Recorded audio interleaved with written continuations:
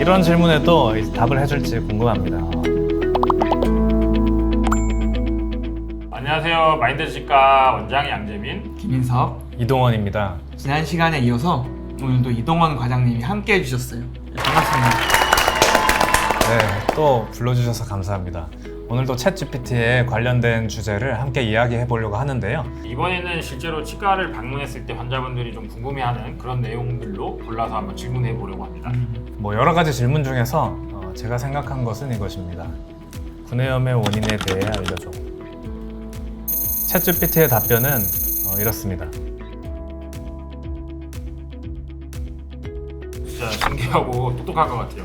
과장님 이 내용을 조금 더 다시 한번 설명을 풀어서 해주시겠어요? 구강 점막 같은 경우는 신체의 외부와 내부를 연결하는 위치에 있기 때문에 다양한 원인에 의해 구내염이 발생할 수가 있는데요.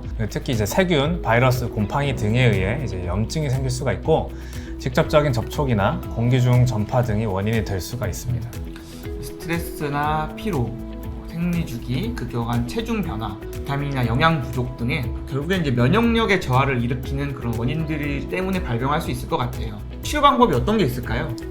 원인에 따라서 약물 치료를 하거나 이제 레이저를 활용하기도 하고요. 그리고 이제 예방을 하려면 무엇보다 평소에 손 씻기를 자주 하시고 당연히 구강 청결도 신경 쓰셔야겠죠. 또 면역력이 떨어지지 않게 균형 잡힌 식사를 해주시고 영양제 섭취도 잊지 않았으면 좋겠습니다. 그럼 다음에는 제가 한번 질문해보고 답변도 한번 읽어보겠습니다. 질문은 신경치료를 받으면 치아가 약해지나요? 로 하겠습니다. 신경치료를 받으면 치아가 약해지나요?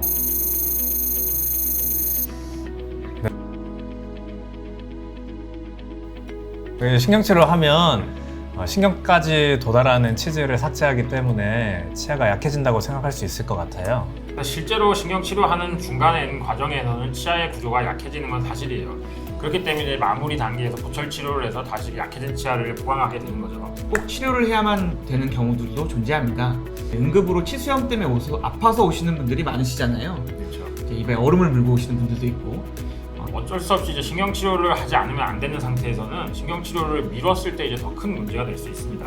네, 이게 건강한 치아보다 문제가 생길 확률이 좀 더 많은 것은 사실이에요. 치아의 사이클을 보면 충치 치아의 치료부터 이제 치아가 발치되는 과정이 있잖아요. 이제 발치를 고민하게 되는 마지막 과정이 신경치료 후 크라운이기 때문에 더욱 그런 생각이 들 수 있을 것 같아요. 이제 환자분들의 걱정을 덜어드리려면 저희가 정확한 진단 기준이 동반된 치료를 하는 게 중요하다고 생각합니다.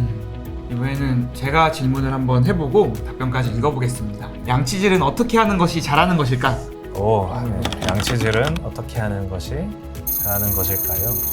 네, 답변 좀 읽어주시죠. 답변 나왔습니다. 자, 이게 아마 외국 기준이라서 2번, 2분 이렇게 나온 것 같은데 현실적으로 봤을 때도 하루에 최소 2회 아침 저녁으로 2분 이상 정도 양치질을 해준다고 생각하시면 될 것 같아요. 네, 맞습니다. 미국이나 영국, 일본, 프랑스 등의 치과협회에서 권장하는 횟수와 시간이 2회 2분이라고 해요. 칫솔이나 보조기구 같은 걸 어떻게 사용하면 좋을까요? 장인은 도구를 가리지 않는다는 말을 아실까요? 네, 근데 이 말은 양치질에서는 통하지가 않아요. 치아의 구석구석을 닦을 수 있는 치과 보조기구가 꼭 필요합니다. 저희가 양치를 하고 나서도 치실이랑 치간 칫솔을 쓰시는 것을 강력히 권해드리고요. 칫솔도 3개월 정도 안에 한 번씩 교체하는 것이 좋습니다. 그리고 양치질을 할 때 이게 시원하다고 해서 치약을 막 과하게 짠 다음에 굉장히 강하게 이렇게 막 양치질을 하시는 분들이 있는데 너무 과하게 양치질을 하게 되면 뿌리에 마모가 좀 일어날 수가 있어요. 그래서 이런 것들은 좀 주의를 하셔야 됩니다.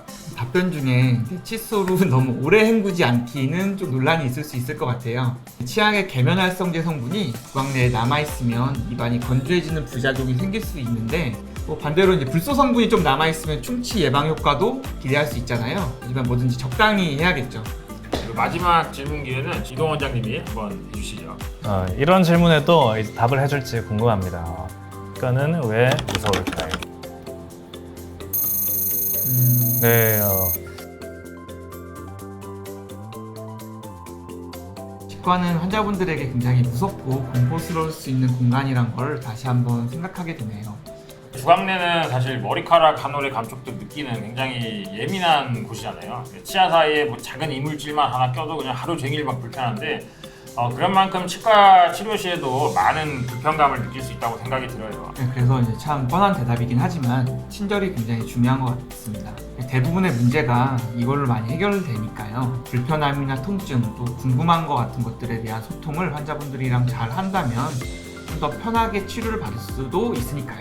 통증을 정말 줄이기 위해서 보통 마취기라던가 도포 마취, 가글 마취 이런 것들을 충분히 활용을 좀 하고 실제로 아프지 않더라도 환자분들이 이제 심적으로 두려워하는 것도 많잖아요. 그런 환자분들을 위해서는 진정 가스를 쓰거나 또 이제 수면 치료 이런 것들을 통해서 접근해서 그런 것들을 좀 줄여주시는 노력이 좀 필요할 것 같아요. 그 수면 치료라는 거는 가수면 상태에서 치료를 받는 건데요. 시술 중에 그 의사와 소통도 가능하고 잠을 자는 것처럼 치료를 받기 때문에 치료 중에 상황을 기억하지 못해 트라우마를 남기지 않을 수가 있어요. 치과 공포증이 있다면 꼭 이제 의사 선생님께 말씀해 주세요. 도울 수 있는 다양한 방법이 있습니다. 오늘도 이제 챗 GPT와 함께 이 유튜브 영상을 찍어봤는데요. 이 과장님 어땠는지 궁금합니다. 챗 GPT가 생각보다 좀 답변이 길긴 하지만 굉장히 신기했고요. 영문 기반이다 보니까 오역이나 오타 사례가 있을 수 있어서 이게 정확한 정보인지 한 번 더 확인이 필요할 것 같다는 생각도 했습니다. 긴장을 많이 했는데 다음에 더 잘할 수 있을 테니까 또 불러주시면 감사하겠습니다. 오늘 영상이 즐거우셨다면 구독, 좋아요. 알람 설정까지 부탁드리겠습니다. 지금까지 마인드 치과의 양재민, 김석 이동원이었습니다. 다음에 또 또 만나요. 만나요.